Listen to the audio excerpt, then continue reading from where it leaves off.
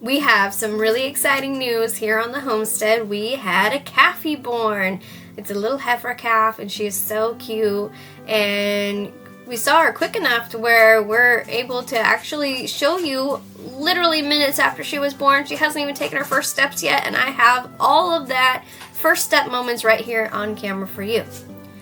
Here's Mama just licking her and getting her moving and motivated. She's still pretty slimy. I slowly, not to startle anybody, we slowly sort of moved in on her, but Mama's real friendly and wasn't real concerned about us there. While you're watching this baby calf get all cleaned up and have her very first steps, I want to share with you some homeopathy that you can use for your cattle. Some remedies that are great for breeding and for post-birth.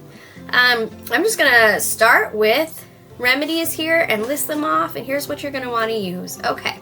So for breeding, when you're getting ready to clean your cows up and get them ready for mating, when it's breeding season, you are going to want to use some pyrogenium, and that is to help treat any kind of uterine infections, and it flushes and cleanses the uterus before mating.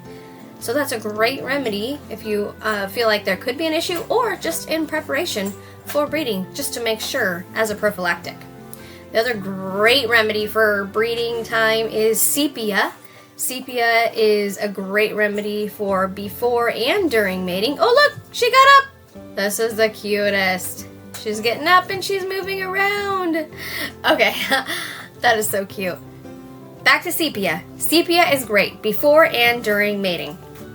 It encourages the cows to cycle. Okay, sepia is something I use for myself all the time that helps me with my lady issues. Of course it's going to work for your livestock. So you will give her that 3 times a week for 6 weeks before mating, and then continue through the entire course of the mating time. That is the protocol for sepia.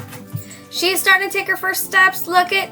She's moving around. She's so cute. Mama's still cleaning her up and stimulating her. And the other couple of cows are coming over and saying hi to their new sibling and friend. One of those cows there you can see on the left, she is also due to have a calf.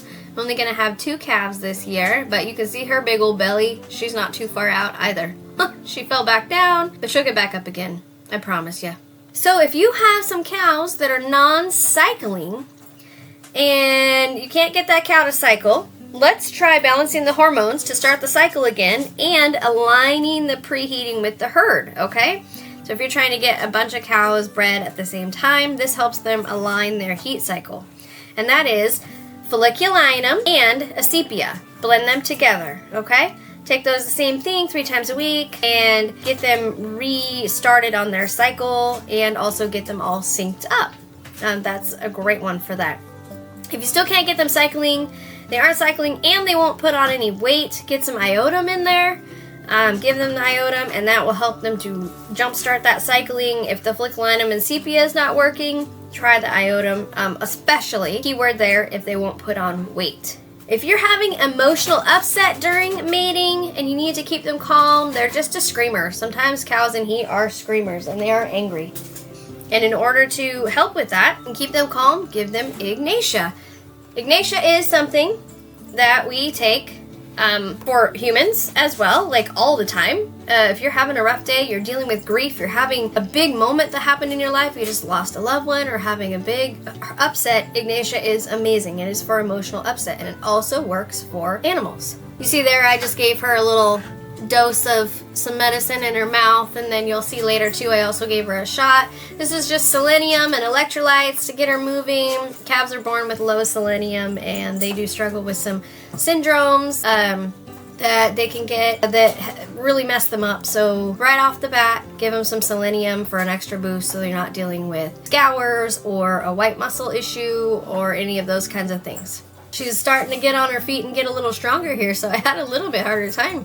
Usually I get in there to get that selenium shot real quick like when they're laying down, but this time around she was already up, so my husband had to hold her a little bit for me, but also she was still real slimy, so she was kind of hard to grip, which is kind of funny.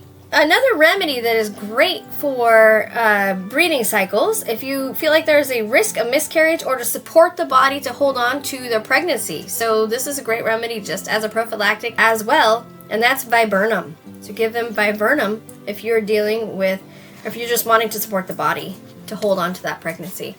Perhaps it's a cow that has had issues in the past. Here she is moving around. She's walking now pretty well with the herd.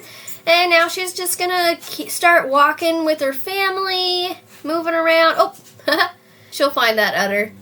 It's just amazing the instincts these animals have. Like, we're talking minutes into her life, and she's already looking for her udder and moving around. It's just so cool. It's just amazing what God's creatures just, they come out and they know what to do right away. It's just incredible.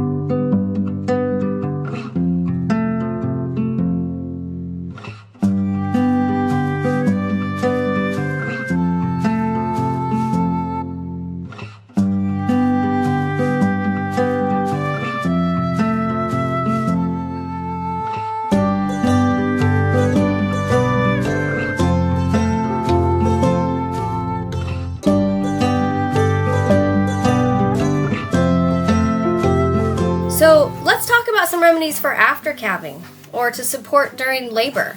Let's talk about arnica for sure. Now, arnica is used for everything, okay? I have boys, remember, I buy stock in arnica. There's so much arnica. Arnica is for swelling and pain management and all of those things, and so it is a wonderful remedy for after calving. Absolutely. Another remedy that is great for calving time is when you need to move them. Perhaps they're struggling a little bit and you need to move them in and out and they're dealing with some fear. Perhaps you need to move them into the barn or out to the field or move them around somewhere. So let's give them some aconite to help them with that fear and that shock of being moved around. If you have the unfortunate incident where you're dealing with a high temperature, mama gets a fever during labor, or even gets some mastitis, and mastitis creates a hot spot in that udder and can cause fevers as well, let's give belladonna. Belladonna is a strong remedy that cuts out the heat from the body real quick-like. Also helping with calving is calophyllum. If you're struggling with calving, you're thinking you're going to have to pull that calf, let's use that calophyllum. And again, during labor, stress can be an issue, so let's go ahead and give Ignatia one more time if we need to. Those are some remedies to share with you for calving. As you can see, baby cow is still looking for her stuff, but I promise you she has figured it out by now. We just at this point kind of left her be and let her spend time with the herd and move in and out. Later on in the evening, she did cross the hot wire, didn't quite know what to do about it, so I did have to push her back into the hot wire, but she hasn't had any issues since. The herd is very good about teaching the calves where to stay within their boundaries. And here's the next morning, Mama tells them where to hide, and they're just so cute. She was hiding over here right by the garden. It was just a fun little thing because I was looking for her, and there she was, hiding in the corner by the garden. Kind of silly. Remember, Jesus first, then homeopathy.